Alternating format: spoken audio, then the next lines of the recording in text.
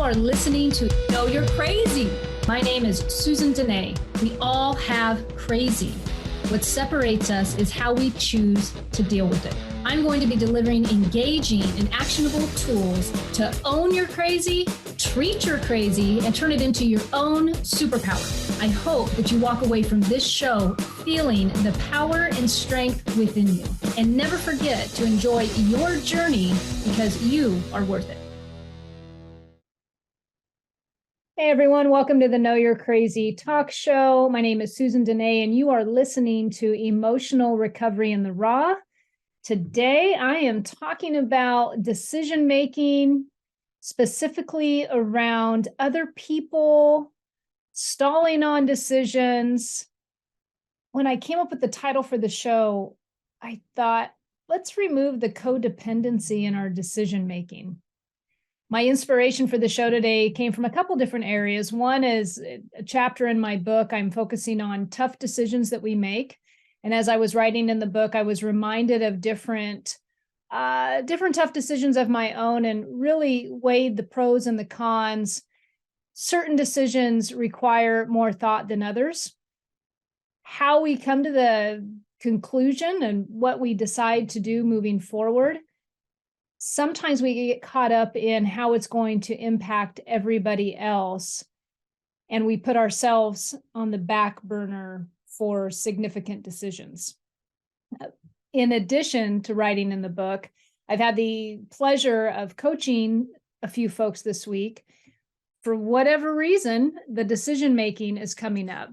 And so I thought, well, that would be a great show topic. So today, yes, the lifting of the codependency in your decision making and taking your life back. Do you ever feel like you're the one everybody comes to? Do you find yourself thinking and even worrying about the impact the decisions in your life will have on those around you? Do you worry to a fault? Do you suffer from the inability to say no, ultimately putting their needs in front of your own? Although kindness and consideration of others is an altruistic way to live, our motives are not aligned with our best selves when we do it to an extreme of codependency. What is truly motivating your decisions today? Who is truly motivating your decisions today? Join me as I talk today around what's motivating the decisions, who's motivating the decisions, and do you need to take ownership a little bit more for your life and maybe stay the heck out of other people's lives, maybe? I don't know, maybe. We'll find out as I talk further on in the show. So the first thing I want to talk about today is really focusing on the relationships in our life and ask you this: are you addicted to making decisions that benefit the other people in your life? Do you have a hard time putting yourself first? I was speaking with a woman this week who is a decision maker in her life. Many of the women that I work with are very decisive for other people. It seems they're either in charge of folks or they have a family that they're caretaking. And when it comes down to it, they're in a place of service. They're in recovery from alcoholism or addiction, and they have women who come to them that they serve. And ultimately, everybody's coming to them for something, guidance, support, and they get caught in a loop of being, one, unable to say no, which is kind of would be a great show on boundaries, but they're so caught up in their decisions showing up for somebody else that their own life gets put on hold, and they almost don't know how to make decisiveness a priority in their own life. And that's why I wanted to focus on the show today. You know, often we can get into a mode or a habit or an addiction of making decisions for others. Personally, I've been in this role. I've had to catch what I like to call the red cape factor, saving the day, putting on the superwoman cape, going to the rescue of mom and dad and family and kids, and having my own goals, my own desires kind of on hold. At the end of the day, I'm responsible for that. Even if there seems that somebody else needs my time and needs my attention, how do we find the balance in our lives to where we can continue to make the decisions that are going to propel us forward and still not walk away feeling like guilty or responsible for somebody else's needs. That's where the codependency might show up for you. That's where the living decisions for other people might be taking control of your life today. Decision making is the process we use to identify and choose alternatives, ultimately coming to a final choice, which may or may not result in tangible action.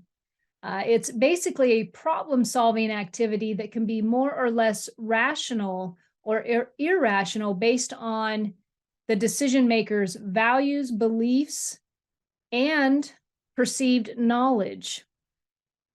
I believe that when we start making decisions based in our life around everybody else, it's kind of like a chess game. I'm going to move here. I should really say checkers game. I don't know crap about chess. So we're just going to go checkers. And I don't even think I've played checkers in 30 years. Okay, here we go. I'm going to take my black checker piece and I'm going to move it this way, but only after I determine where you're going to move your red piece. So my life, I'm going to situate my life and my decisions and which move to make, right, based on what you're going to do first. And the reason I'm going to do that is because my sense of self-satisfaction and my sense of sometimes even our esteem can get all caught up in what you're doing. And so I don't want to maneuver myself or my life until I know exactly what you're going to do on your side. Now, if you need me to tell you what to do on your side, well, I'm your person. Anybody who is in a position that resonates with them, where they are adjusting their life and their decision-making based on somebody else's move, usually it's a relationship in their life. This can show up professionally. It'll definitely, if you're a caretaker of any sort, it'll definitely show up in that arena, whether that's with children, whether that's in a marriage. How many times are we putting on hold our decisions for ourselves based on the other people in our life? I like to take things to extreme, yet I guess I probably need to mention for anybody who's listening, there's always exceptions to this. So there's always balance to this. I'm not talking about being rude and crude and never taking into consideration other people in your life. And this isn't a show on selfishness and self-centeredness to an extreme. This is a show simply saying, well, and that would be gone to one extreme, right? I'm talking about when we go to the other extreme and we can't even move our checker pieces because we're constantly focused on what somebody else is doing or saying. And then we neglect our own decision-making, or we put on pause our own decision-making and then wake up a few months down the road, few years down the road, wondering why we haven't progressed in our life. And it's a really slippery slope for many, many people, because I will be probably the first to say, and one who experiences a desire to watch this within myself on a regular basis, people will absolutely take advantage of you helping them make their decisions if you let them do it. It's not because they are being crude and rude. You might have a couple people taking advantage of it in your life. I just think sometimes we're lazy thinkers. We're lazy decision makers. If you are the go-to person in life and you find that a lot of people come to you, I have this experience, there's a reason why you might be stalling on your own decision making in your life. It's because other people are taking up your time. And the only person that can change that is you. So when you are weighing the pros and the cons for everybody else, you yourself are being negated. So why would we do that? Why would we leverage ourselves? Why would we leverage our time? Why would we leverage our energy to help somebody else, to help other people all the time to a fault, to where our own self-care might be neglected, where we can't even make decisions on what we want to eat because we're so exhausted caretaking everybody else? Most of our decision-making in our life will be centered around our values and our beliefs, and they will absolutely impact which direction we choose to go to in our life. For example, if you are a mom and you have a lot of children, or even adult children can do this with moms, right? But if your values and your beliefs around this are that you always need to be there for your kid, You may always be also making decisions for your adult children that no longer need to be made. And this is a slippery slope. The reason it's a slippery slope is because when you choose to make decisions in this scenario, it can be at work also, but I'm going to focus in on the children, on the adult children. If you are too involved in their life and making too many of the decisions for them, they will never learn how to emotionally stand up for themselves. I have talked to two moms this week, one dealing with a 10-year-old child who faced some things at school, and the other one has an adult child who is suffering from alcoholism and addiction, and unfortunately, it's getting kind of bad. And both of these moms were in a position where they had to learn to, or are in a position actually, where they have to learn to let go and let their children have their experience and not make the decisions for them.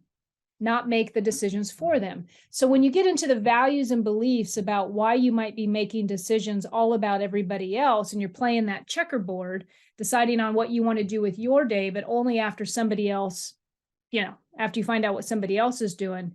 And we talk about the beliefs and values. Well, our family influence can have a lot to do with the values and beliefs. And that can be one that really hits home the hardest.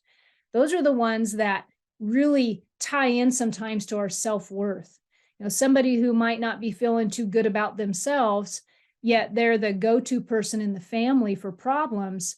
They might find themselves always helping somebody else make decisions because they're getting their value filled, their value fulfillments being there.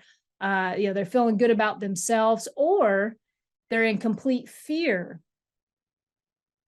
If I don't make this decision to help them and put down what I'm doing for my own life, something bad might happen.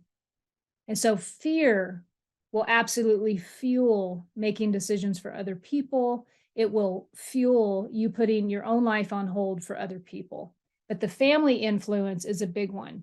Another influence that might cause you to be making decisions for other individuals before you make them for yourself is peer influence. What are the values and beliefs around friends? Another individual this week, felt like they haven't been making enough decisions around the friendship, worried that somebody is mad at them. They're feeling responsible and they're feeling guilty. They don't really know if there's true facts around this, but their own decision-making based on past behaviors has been to ignore. And they've got values and beliefs wrapped up around, I went too far and I got too close in making decisions for everybody, my friends mainly, because I want to play with my friends. I want to hang out with my friends, their opinions, I value a lot. I'm worried about what they think about what the choices are I'm making. But then I got too involved in that. And now I've completely pulled off and I feel like I'm alone. And so there's this yin and yang of decision-making, but with a peer influence. So when I come back from break, I'm going to hit on a couple more influences that we have in our life that directly impacts whether we are making healthy decisions for ourselves or we're helping others find decisions for themselves, which in turn is unhealthy for us when we take it to an extreme. And so two more influences, and then I'm going to get into a couple stories about different tough decisions that I've had to make in my life that hopefully will be able to serve you if you're up against a wall and having to make some tough decisions in your life. How do you go about that? What are the pros and the cons that you need to weigh? And how do we get into a decisive momentum in our life so that we can make progress and still have satisfying relationships that we're not all wrapped up all the time playing that checker game? My name is Susan Denee. If you are looking for any type of coaching in your life, whether that's on an emotional elevation or a high performance, feel free to reach out to me on my website. It's at www.susandenee.com. You can also view any of my social media outlets, all Susan Denee, Know You're Crazy. All right, so maybe you want to know some more about your crazy. If so, join me when I come back from break. Be back shortly.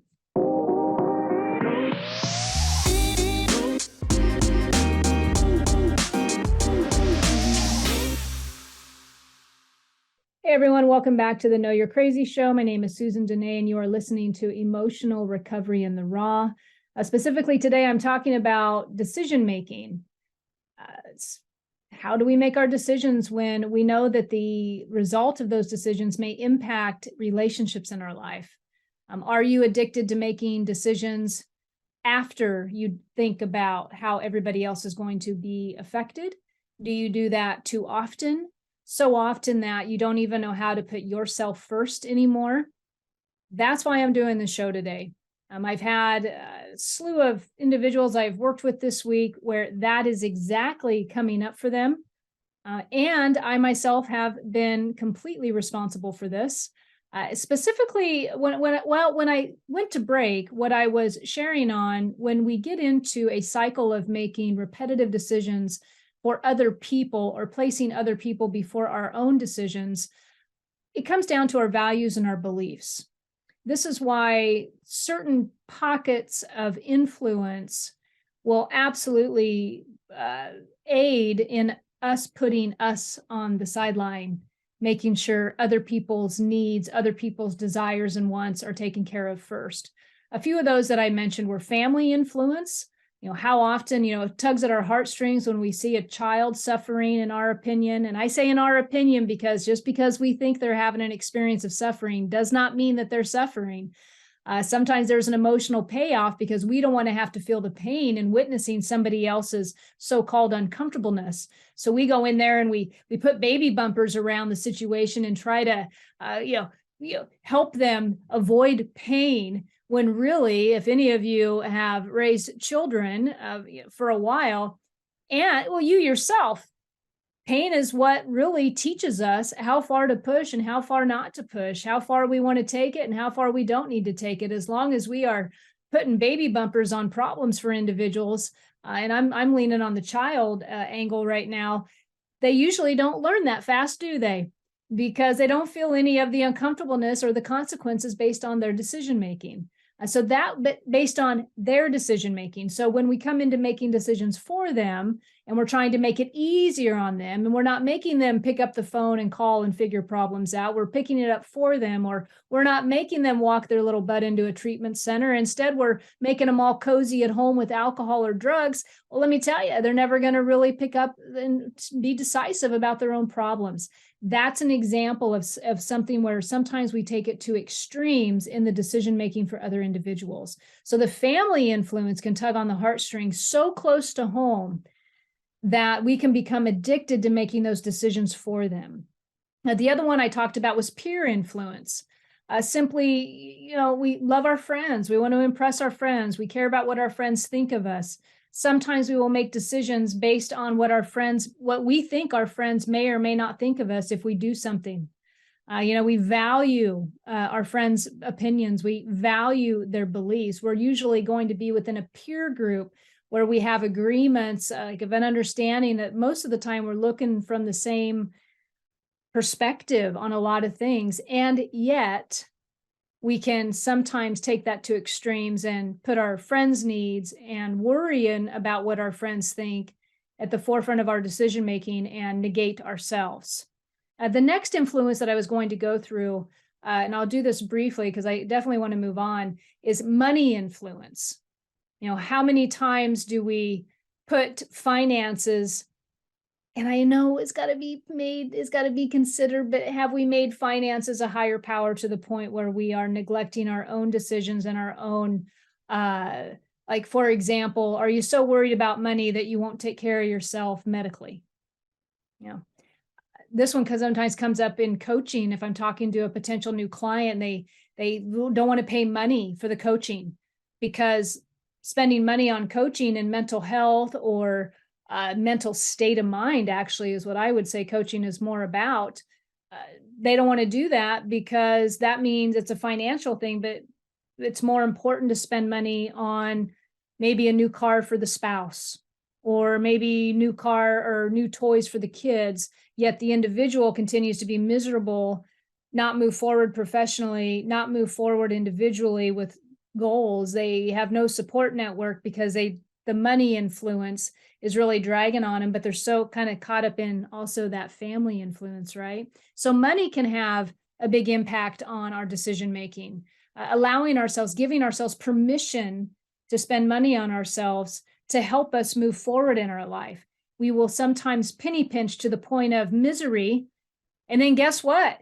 You've got a whole life built around you. You got finances and you've got things that you could spend money on. You don't. And then who knows, maybe you get really sick and now you can't use any of it because you were making your decisions based on fear of not having enough. I don't know. What's the last influence that I'm going to talk about before I move on? And this was something I mentioned already, but it's the beliefs and the values, sticking to something a long time, that responsibility, the responsibility of sticking to something for too long. And this is actually a nice segue into the next part of the show.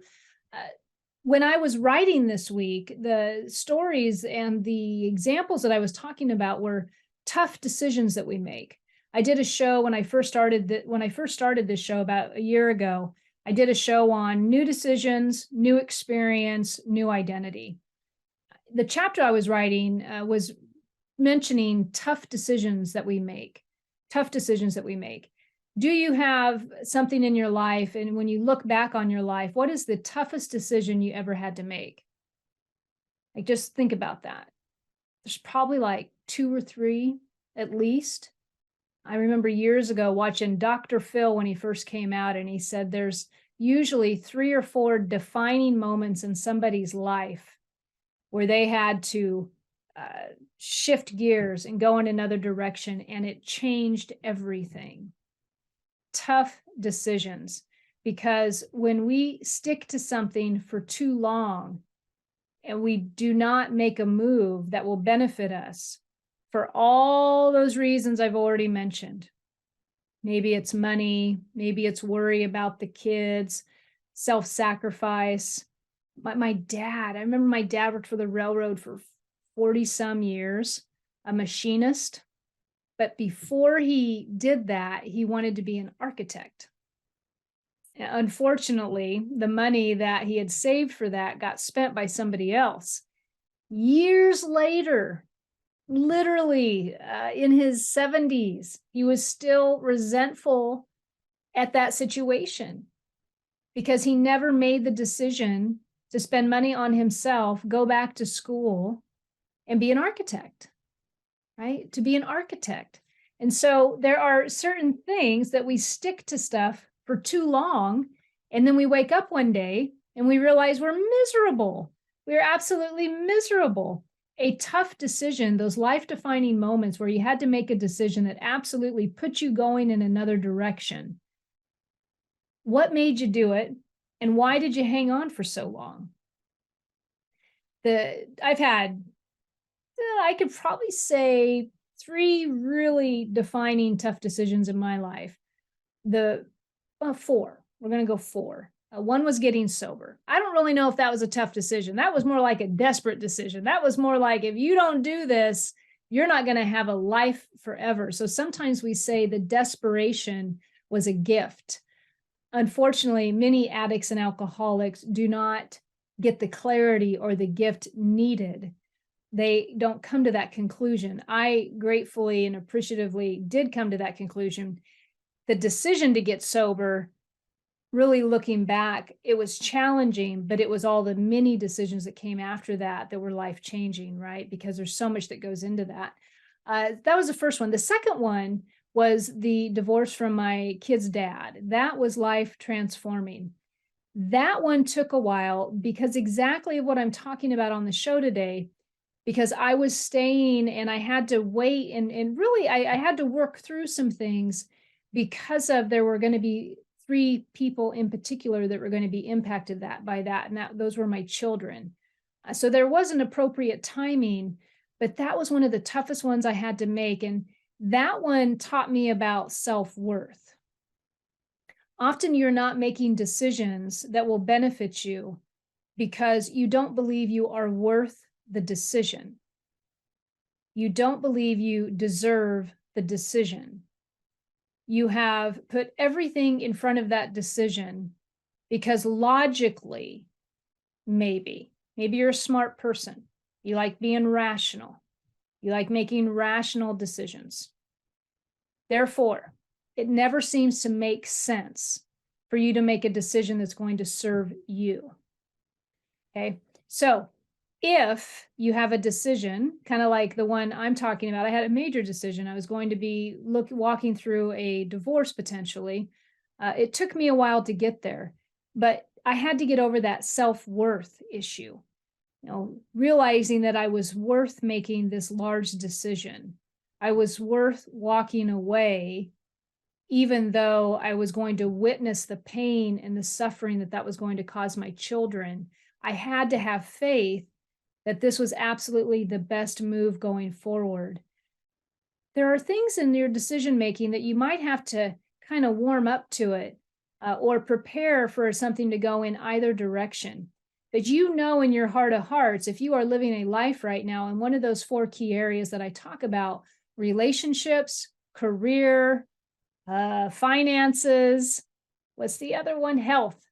In your heart of hearts, if you are stalling on a decision because in one of those areas, maybe even more than one of those areas, life hasn't been working for you and you continue to be on the hamster wheel. You continue to suffer. You continue to feel guilty. You continue to have a gut in your, or a pain in your gut because every day you're out of integrity.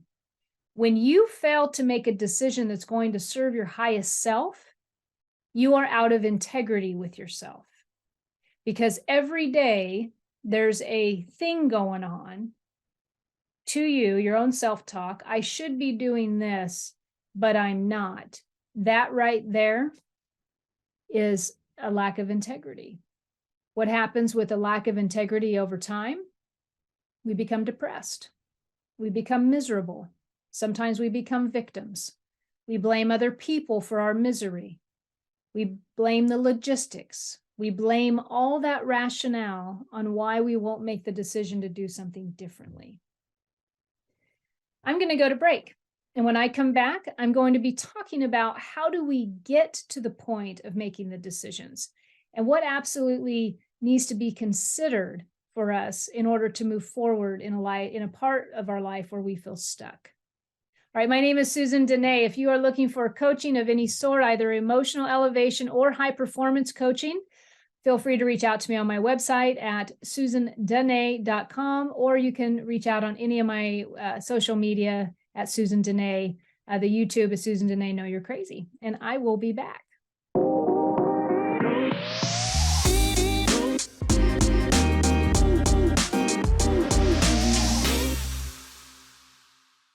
Hey everyone, welcome back to the Know You're Crazy show. My name is Susan Denee, and you are listening to Emotional Recovery in the Raw.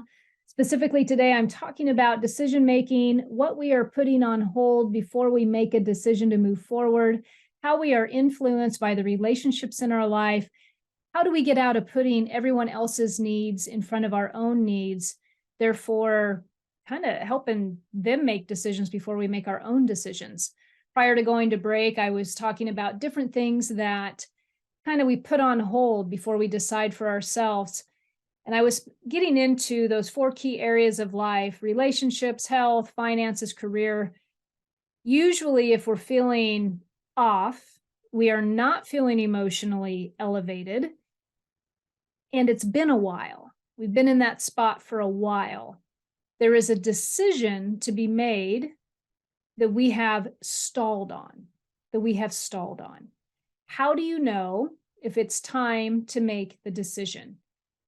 Well, I'd like to talk about, how does it feel when you don't make a decision? I mentioned it before I went to break. It'll feel depressing, out of integrity. We think we're supposed to be doing something, but we're not. Whenever we're in that game of cat and mouse with our action or inaction, we end up feeling really crappy about ourselves. Depending on how you emotionally process, if you're in a large amount of, if you're lacking a lot of integrity and you're a bulldozer, you might be taking that out on the people around you. You might be so dissatisfied with your life and the choices that you've been making that you're blaming everybody else for it. If you're a doormat, then you're looking within and you're blaming yourself and judging the heck out of yourself for it. Either one of those, when taken to extremes, does not serve your highest self. So what is going on there? What is the angst between the idea, the decision, and your stall?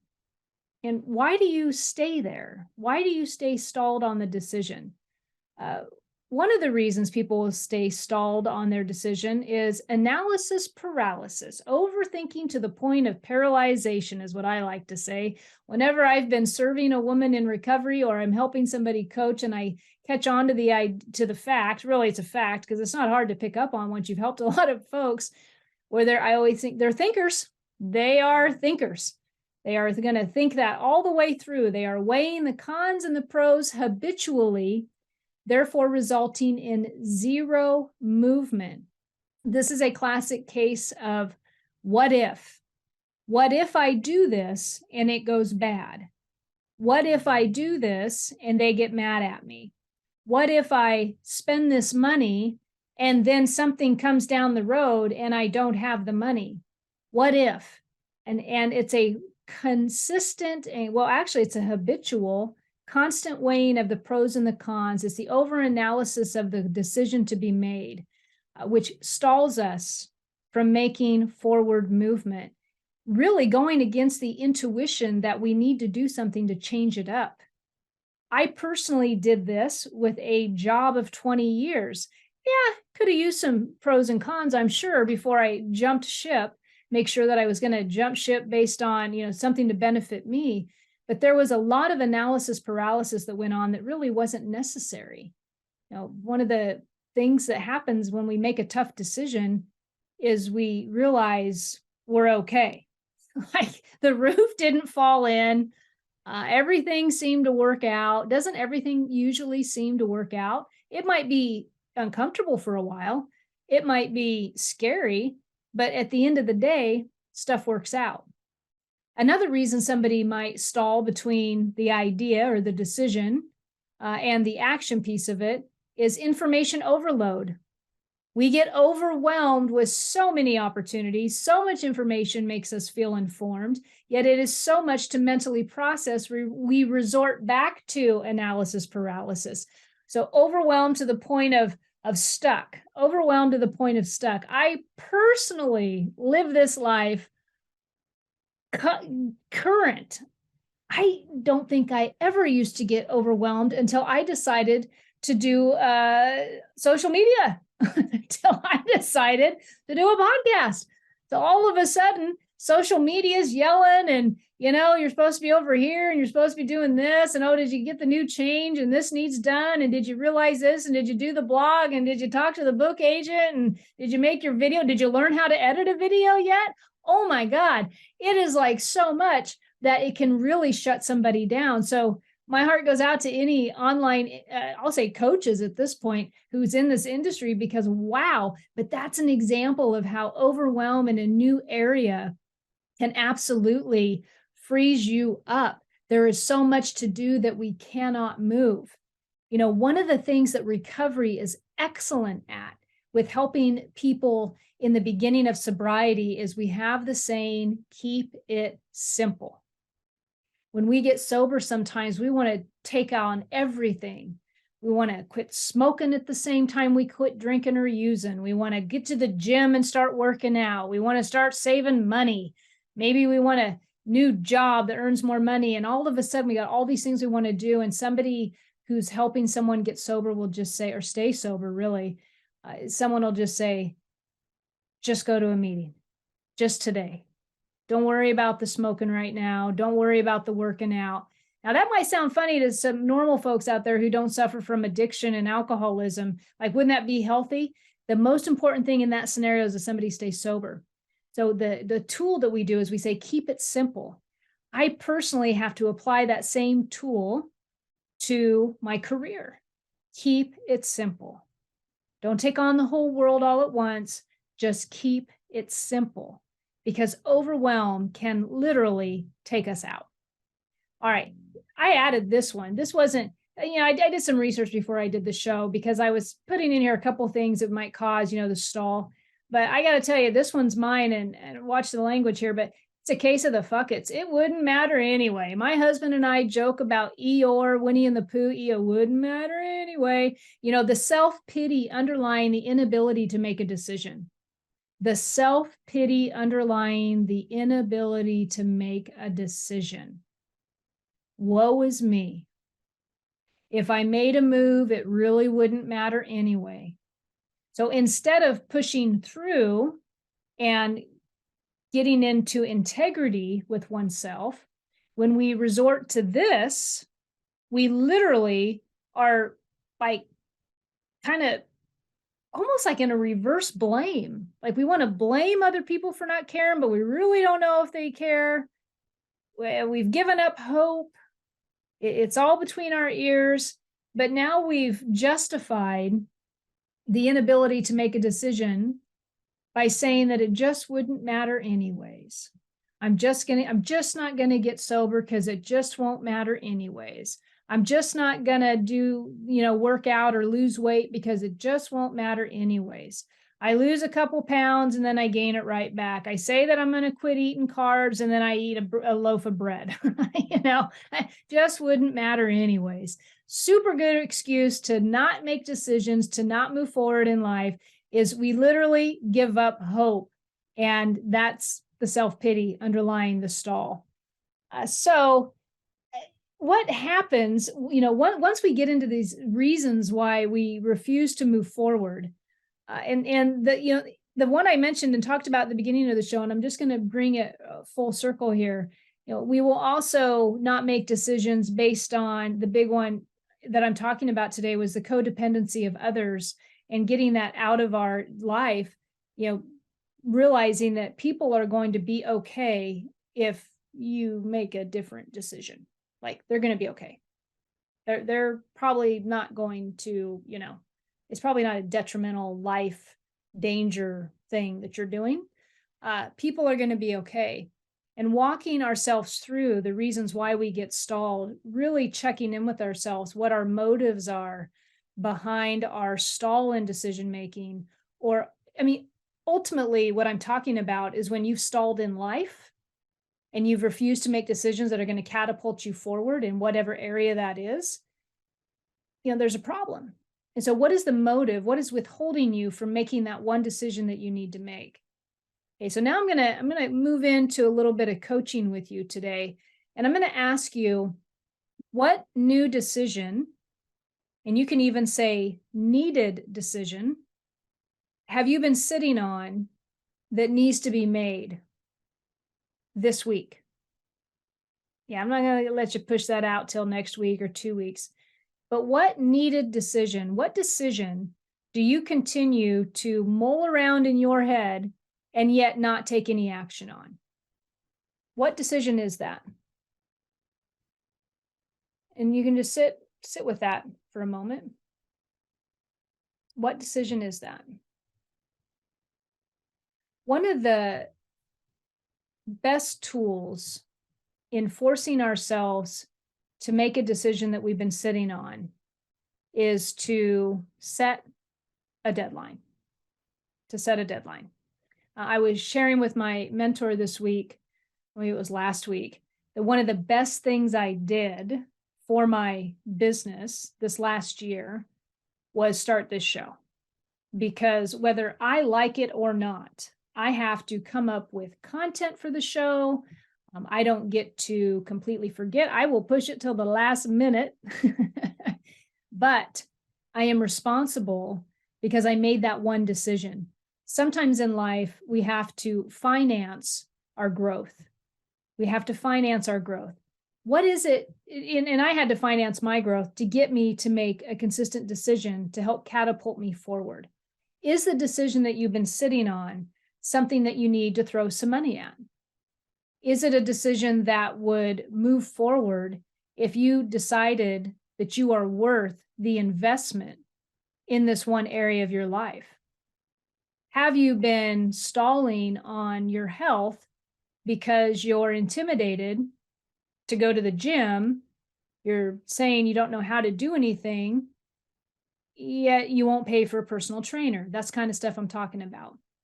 Do you need to eat healthier, yet you won't maybe invest in a nutritionist?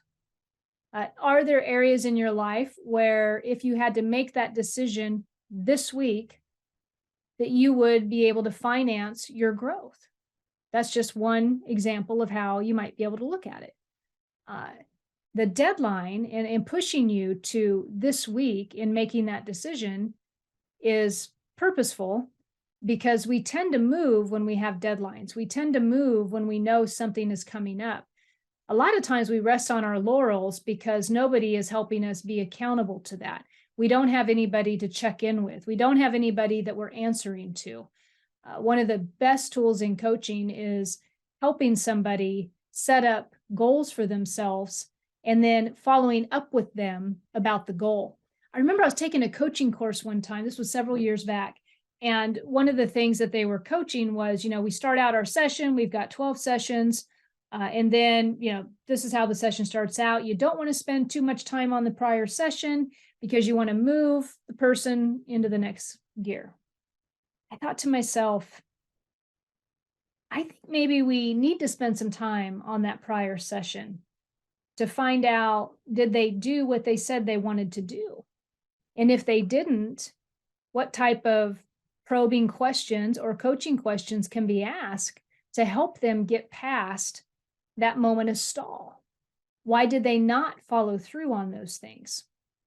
If a coach isn't in your realm right now, or who is? Who can help you get to that next level of goal setting for you that can help you be accountable? And are you committed to that? Are you committed to that? Sometimes there's many areas in our life that we want to move forward in, yet we continue to stall on them because we just don't feel like it. All right. We just don't feel like it. It's so overwhelming. Remember that analysis paralysis I talked about, where it is so overwhelming? That can happen to the point where we don't move. And so is that what's going on? And is there, because if there's a lot of areas where you are overwhelmed, and if there's a lot of areas in which you want to make a decision, what my suggestion to you would be is make a small move. Just pick the one that feels the easiest to you. Pick the one that feels the easiest to you.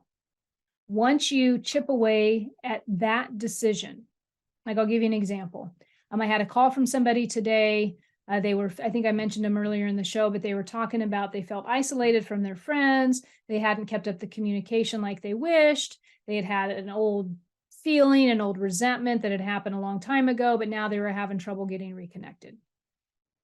My question to them was, what is a decision you could make in regards to those relationships that would help you reestablish a sense of integrity with your friends? I didn't say, why don't you sit down and have a big heart to heart about all your problems? You haven't talked to them forever. Who knows? I highly doubt they're worried about you, because if they were, they would have come and talked to you. But what is one decision? And the answer was, I could ask them to go for coffee. Great. One small, easy decision that we don't have to overthink. We don't have to overanalyze. We just make the decision. If there is an area in your life where you have, or if there's many areas in your life where there are a lot of decisions that you want to make and you've been stalling on all of them, which it happens, maybe you're depressed, maybe that's where it's at. I don't know. But what is the one decision you could make that you feel like making? What is the one decision that is easy for you? If you are putting people in front of your life, if you have that codependency in your decision-making going on, if everybody's coming to you to the point where you can barely make decisions for yourself, or you are absolutely exhausted, what is one small conversation decision that you can make and actually put into play with those relationships in your life? One small decision. The mom that I was talking to this week that has adult child who is suffering from addiction and alcoholism, my suggestion was, how many times, let me make sure I phrase this correctly. What if you only talk to them one time this week versus 4 or 5 times? How many conversations can you take off your plate this week with that? One decision, just one decision to make. That's it. One decision. Another person, when it came to making, the children, everything about the kids and this worrisome thing that happened, what is one decision that you can make about how to solve that problem? Because she had like different options she could choose from. But what's the one that feels the easiest to you? That is the one that's going to start to move the needle for you. It's the simple, easy decision that will start to move the needle for you. When we have decided already for ourselves that something is too hard, that something is going to take too much energy, that something is going to cost too much money, and we have been sitting on that decision for a long time, it's not about making the big decision right away. It's about chipping away at little small ones to get there. When I left the company after 20 years, the industry after 25 years of my prior life, I did not make that decision overnight.